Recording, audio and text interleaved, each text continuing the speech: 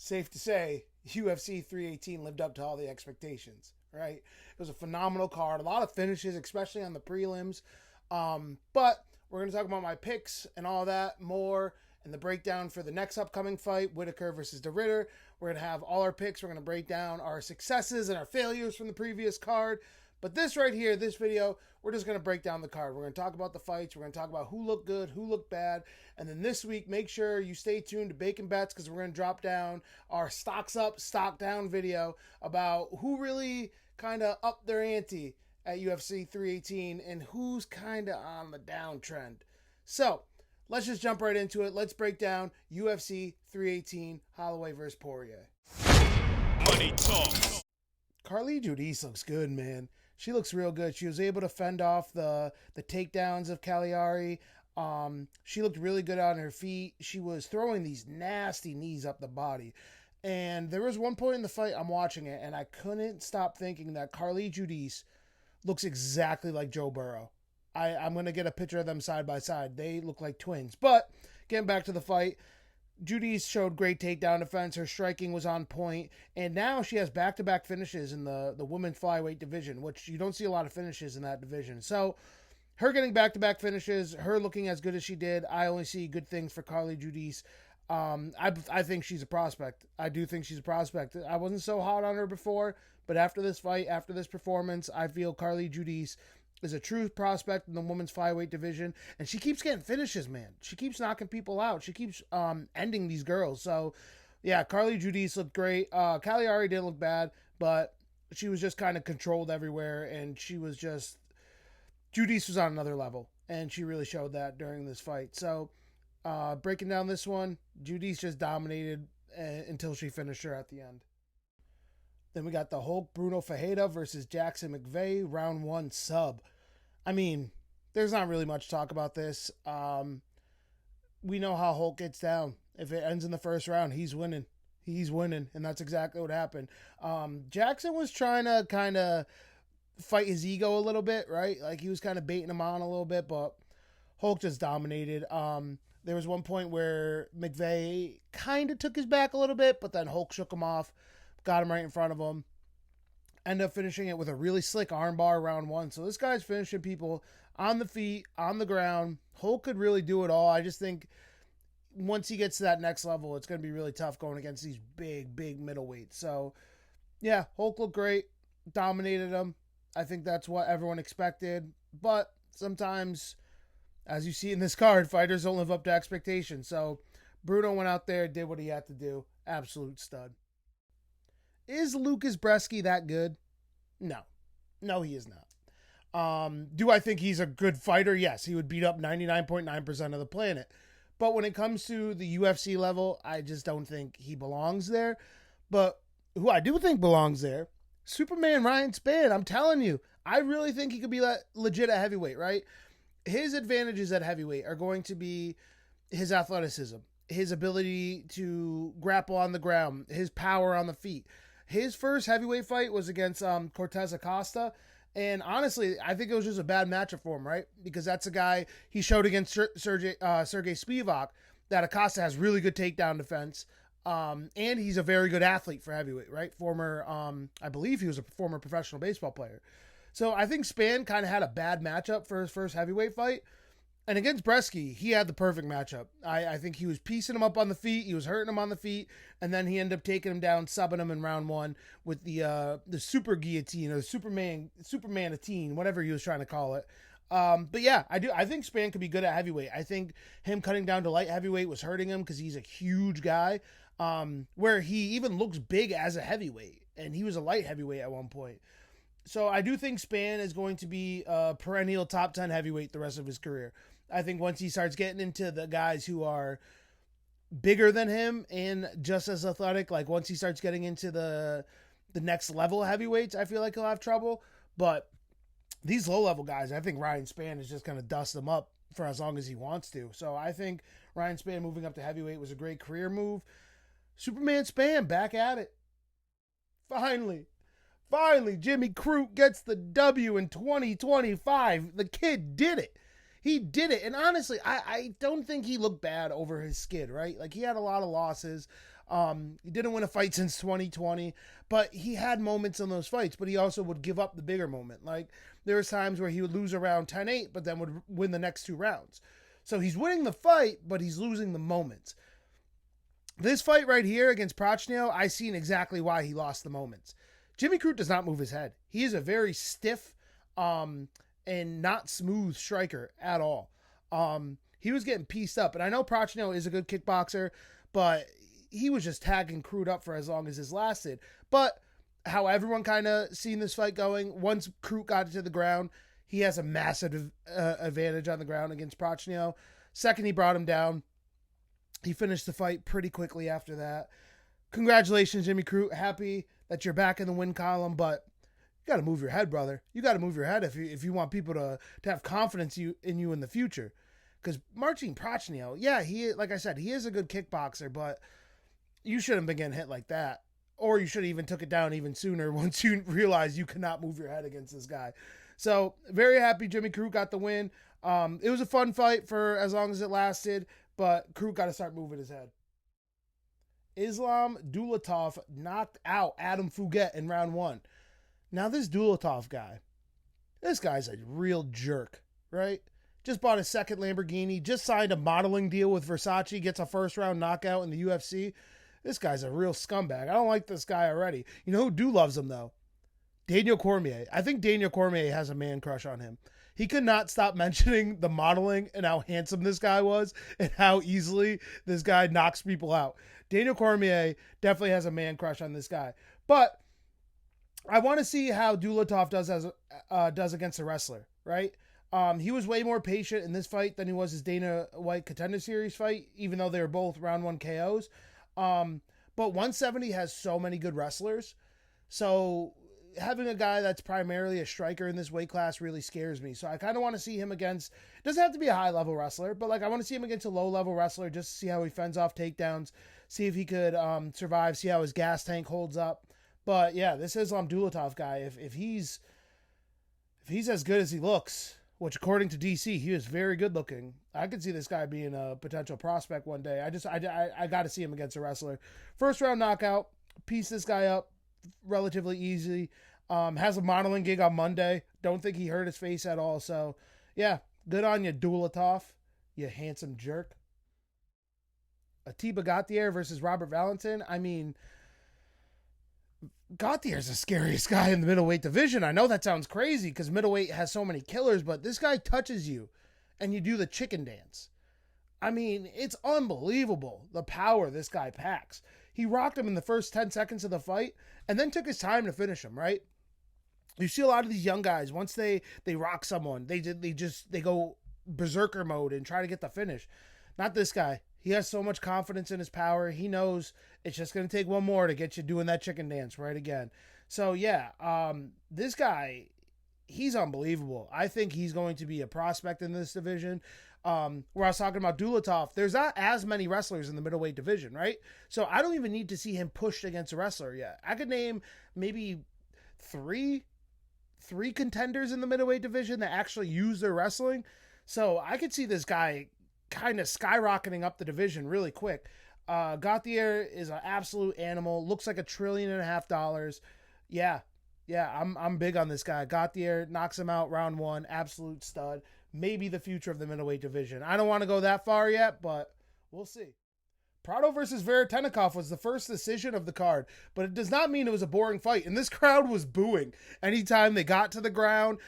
This crowd was just out for blood after all the finishes in the early prelims. But like I said again with Praau, I'm not super high on him. I do think I hate on him too much. He's a tough guy. He's just way too small for welterweight and makes too many mistakes. He was controlling moments on the ground and then would kind of put himself into a scramble where Nikolai was able to kind of get up and really fight off his back, where he didn't show that in the Vanderfurt fight, right? He still has no takedown defense. But like I said, compared to the Vanderfurt fight, he showed improvement in his scrambles and getting back up. And then Praau got him in a deep armbar in the first round. And then Nikolai kind of slammed him on his head from that. And I think that changed the course of the fight. Because when round 2 opened up, Praau did look gassed. Veritenov has some nasty knees in the clinch, but Praau got a really timely takedown where Veritenov tried like a spinning heel kick and just gave up his back, and that was enough for Praau to win the round with just control time, right? I think Veritenov still won the striking exchanges in round 2, but just the control time and being able to take him down, hold him there, I felt like he won round 2. Now, round 3, both guys were pretty gassed, and it was very sloppy, but both were showing heart. Veritenov really needs to stop spinning, especially when he's gassed and the other guy's gassed, because there was times where his low fight IQ, he almost gave up this fight, right? He ended up winning a split decision. I thought it was very clear, 2-1 for Veritenov, but it was a split decision just because of his low fight IQ. Like, you're going against a 23-year-old who, like I said earlier, makes a lot of mistakes, and you are giving him chances to stay in this fight. So, yes, Veritenov won, but I was not impressed with either guy. Like I said, I think Praau is just too small for the welterweight division, and Veritenov, I just don't know if he's going to have the same success against other guys in this division. So, it was a fun scrap. Fun scrap. The underdog gets the win, Veritenov, with the split decision. Vtori versus Allen was awesome.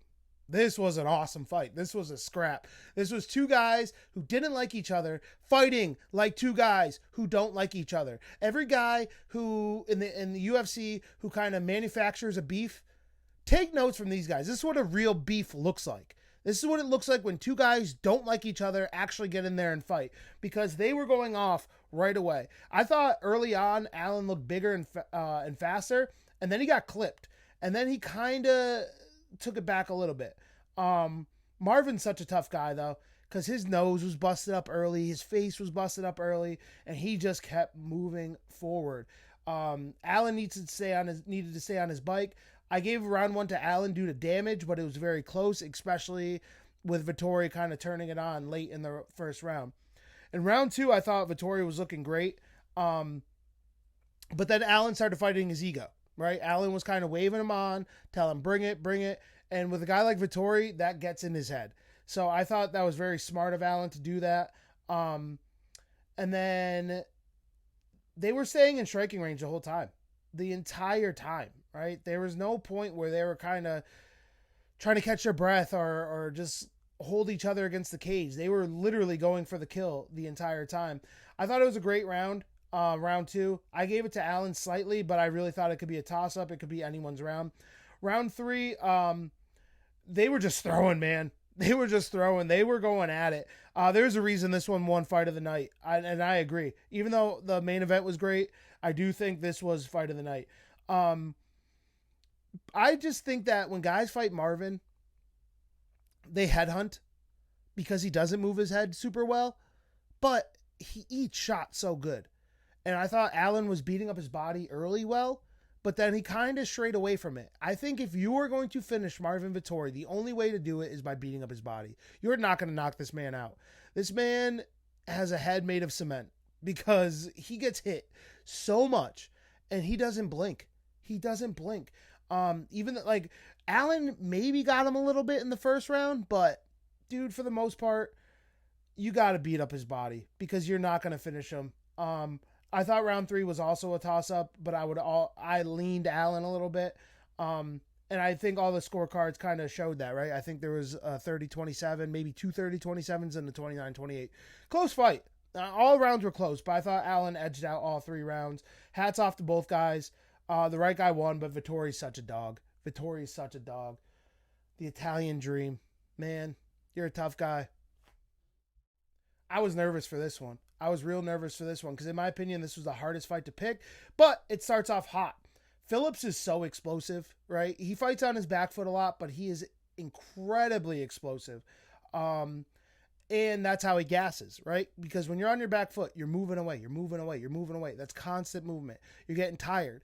But then when he does decide to strike, he's not striking with a jab. He's throwing a spinning heel kick. He's throwing a huge combination, right? So this is why Phillips gasses himself out, because he's always on the back foot. And then when he does throw, he's throwing huge things. Now, Oliveira is a savage.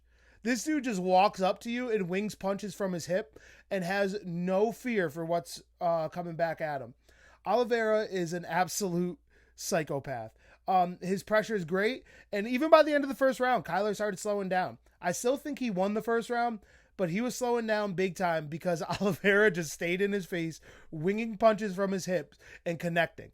In round 2, more of the same. Oliveira's a savage. He's out there just to kill. And when he rocked Phillips, he was damaging him. He ends up on top. I think he dominated round 2. I thought it was a 10-9, maybe even a 10-8, right? He almost finished him and had so much ground control time. Phillips did nothing to kind of fight his way back into that round. In round 3, Oliveira's throwing bombs and bombs only. He might be one of my new favorite fighters on the roster. That's why I put in my notes watching it live. I said, this guy might be one of my new favorite fighters because he's always looking for a highlight. A few minutes into the round, though, I would still kind of give it to Kyler, right? He was tagging him up a little bit, staying on the outside, sticking and moving. But Vio, I thought he needed the big moment. And then it was super close. And then he didn't get a huge moment, but then he started getting more moments, right? Like when I said that I thought Kyler was winning the first round, that's maybe a minute and a half into the first round. Then Oliveira just started keeping up with the pressure, keeping up with the big shots, while Phillips was literally just on his bike the entire time. So I thought that him being so aggressive, that's what the judges are supposed to judge it on, right? The new judging criteria, if it doesn't go down, if damage isn't the first thing, now you're looking for aggressiveness. You're looking for octagon control time. And that's what Oliveira was doing. He was controlling the center. He was super aggressive, always looking for the finish. So that's why I think he edged out this fight. But it was a really good fight, man. It was a really fun fight. Oliveira, like I said, might be my new favorite fighter in the bantamweight division. Johnson and Zellhuber, the biggest upset on the card. I thought round 1 was a feeling out process. Not much was happening, but Johnson looks good, man. He looked quick. He looked really fast, and he's hitting Zell. He was getting to Zellhuber's face a lot. I think that Johnson won round 1, but Zell was only really throwing kicks. Zellhuber was only kind of throwing those body kicks, and Johnson was exploding with the hands. He was getting in and out. He looked awesome round 1. And then round 2, this is why you can't give up a round against a guy like Michael Johnson, right? It's a 3-round sport. You can't give up rounds because round 2, the kicks were working for Zell, but I thought he needed to do more. The pace was slow, and then Michael Johnson dropped them out of nowhere, right? I thought Zellhuber, his game plan was starting to work round 2, and then he got dropped. So you give up round 1, then you get dropped round 2. Now you need a finish in round 3. So this is why you can't afford in a 3-round fight to make reads, to really study your opponent. This is why you can't start slow all the time, because it hurt him, right? It hurt him because with a guy like Johnson, who's so dangerous, you give him a round. Now, if he clips you in the 2nd round, you need a finish in the 3rd round. And that's where Zellhuber was. He did start getting way more aggressive in the 3rd round, but it wasn't enough. It wasn't enough. He needed the finish, and he didn't get it. So Michael Johnson does get the win. I thought that Johnson looked great.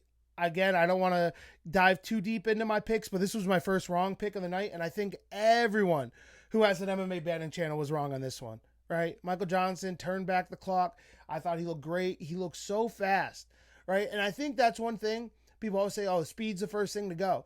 Michael Johnson was so much faster than everybody early in his career, where even though he's not as fast as he used to be, he's still way faster than most lightweights, right? Michael Johnson's a savage. Even though I was wrong, even though I lost money on this one, I'm very happy Michael Johnson got the win. One of my all-time favorite fighters. The menace is back, baby. Let's get him a ranked opponent next. Let's get Michael Johnson a ranked opponent next. So, Ige versus Pitbull. Now, this was not the most exciting fight. I know Dan Ige, even though he does turn it on late a lot, he's a slow starter, and Pitbull's just a slow fighter, right? He goes at his own pace. So the first round was very measured and technical, but there was a few nice takedowns by Pitbull that I thought edged out the first round for him. Dan was picking up the pace nicely. He was looking fast and explosive in round 2, and Pitbull's just so inactive, and he's waiting for his big shot, and then he got his big shot, right? Like he ends up really hurting Dan Ige, trying to finish him. Ige was in trouble. Ige ends up surviving the 2nd round, but Pitbull is definitely up 2-0 at this point. And that's why I said, just like the last fight, you can't afford to give up rounds because anything could happen with 4-ounce gloves. In the 3rd round, Ige picked up the pace, and he had Pitbull hurt at one point, but I don't think he did enough to win, and he didn't, right? He ended up losing on all judges' cards, 29-28, and I think that was the correct call. Pitbull bounces back after his first UFC performance, which didn't look good against Yair Rodriguez. Everyone always talks about Yair being a puzzle for everybody, and he was just a puzzle that Pitbull couldn't solve. Now, Pitbull's back in the win column. I think this is going to get him ranked in the featherweight division, which he should be. I think he's going to be a guy where a lot of the young up-and-comers, serious up-and-comers, serious contenders, they're the ones who are going to get Pitbull, right? Not the guys who are making their first, second, third fight in the UFC, the guys that are trying to get ranked, or the guys trying to get into the top 10, eventually the top 5. I think Pitbull is going to be a really good guy for the UFC, for other guys to eventually make their name off of. But that time's not now. Dan Ige was not that guy. Pitbull gets the win.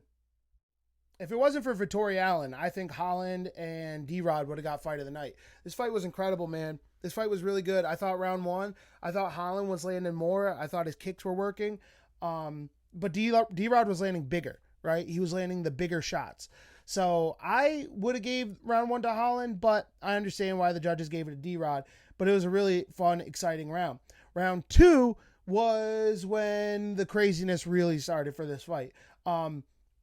D-Rod almost stopped the fight in the second round. Really had Kevin Holland hurt multiple times. Kevin Holland was kind of out on his feet. And then he got a really, really good takedown. Deep double leg. And started controlling D-Rod on the ground, hitting some nice ground and pound. So that saved it from being a 10-8, right? D-Rod still won round 2. But Holland getting that takedown, getting control time, definitely saved the 10-8 round for him. And then round 3 was a complete opposite, where Holland had D-Rod hurt, and then D-Rod had some control time and some ground and pound to save it from being a 10-8. This fight was incredible, man. This fight was really good. It hurts me for Kevin Holland because I love Kevin Holland so much. He needed this win, and he needed this win in a decisive fashion. And the fact that you're losing to Daniel Rodriguez at this point is not good for you, Kevin. So it was an awesome fight. It was a scrap. But yeah, Kevin Holland gets the loss, man. And I did not see that coming. I don't think anyone's seen that coming, where Daniel Rodriguez has not looked good in his last couple fights. And this fight, he looked great. D-Rod looked legit, man. Kevin Holland's inconsistencies come back to hurt him again. I hope both guys, I like both fighters. Both guys are there to scrap all the time. So I hope both guys end up doing better after this fight, because like I said, this is D-Rod's best performance in his last couple. And I hope that this momentum kind of carries him forward. And I hope Kevin Holland can kind of just put this on the back burner and get back to going. And I want him to get to 7 fights in a year. And taking damage like this isn't going to do it. Both guys were firing kicks immediately. They were trying to end this one with a liver shot. Bas Rutten would have been proud of this fight early on. But there was a lot of hands being thrown, but not a lot were connecting early on in the first round. I gave the first round to Costa. I thought he was getting the better of the exchanges, but other than the kicks, there really wasn't too much connecting in the first. In round 2, Kasa was throwing really hard on everything. And with Kasa gassing out as he did in the past, that kind of scared me a little bit. But spoiler alert, his gas tank did hold up. He looked great, man. He looked great. He hurt Kopylov in round 2. And yeah, this is the best he's looked in a long time, because even the fights like against Whitaker, where he had the heel kick and he had a good moment, or against Strickland, I think he had maybe a moment or two in there. Other than the moments, dude, he hasn't put it all together for a whole fight in a long time. So to see Kasa looking this good throughout 2 rounds was really refreshing. In round 3, there was a back and forth before Roman stumbled Kasa a little bit. And I was like, okay, here we go. The real Paulo Costa is coming out to play. But Roman just wouldn't go, man. He would hurt him and he just wouldn't go. He wouldn't do anymore. I thought he won round 3, but overall, I thought Costa looked great. I think most of the judges actually gave 30-27 to Costa. And even if they didn't, I thought Roman looked good in round 3, but there's just levels to this, man. There's a reason why Costa is a perennial top 5, top 6 guy in the middleweight division, right? Where Roman, I do think he will get there one day. I just think there's going to be a long road to climb, and his time's not now. Yeah, man, Kasa looked good. Costa looked good. And the way the UFC loves Paulo Costa and the way the fans love Paulo Costa, I could see him getting a big fight off of this. I really can. I could see him maybe not, a Hamza or an Izzy again, but like I could see him getting a Caro Bahalo, right? Or I could see him getting maybe Nasruddin, right? There's a lot of fights to make for Kasa at this point after a great performance and him kind of looking like the Paulo Costa of old. The eraser's back, baby. And our main event for the BMF title, Max Blessed Holloway versus Dustin Poirier in his retirement fight in Louisiana. This fight lived up to all our expectations, right? Didn't win fight of the night, but there were so many great fights on this card. I'm not mad that it did win fight of the night because it did live up to all our expectations. I thought round one, Max was throwing a lot of kicks, and then he dropped Dustin with his hands, almost finished him very early in round one. And while watching this, I couldn't stop thinking other than Max Holloway looks gigantic.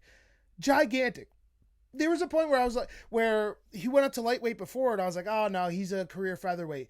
And now I'm watching him, and I'm like, how did this guy ever make 145? He looks huge, because Dustin's a big lightweight, and he dwarfed him. Max looked awesome round one. He was seeing everything. I thought it was a clear round one to Max.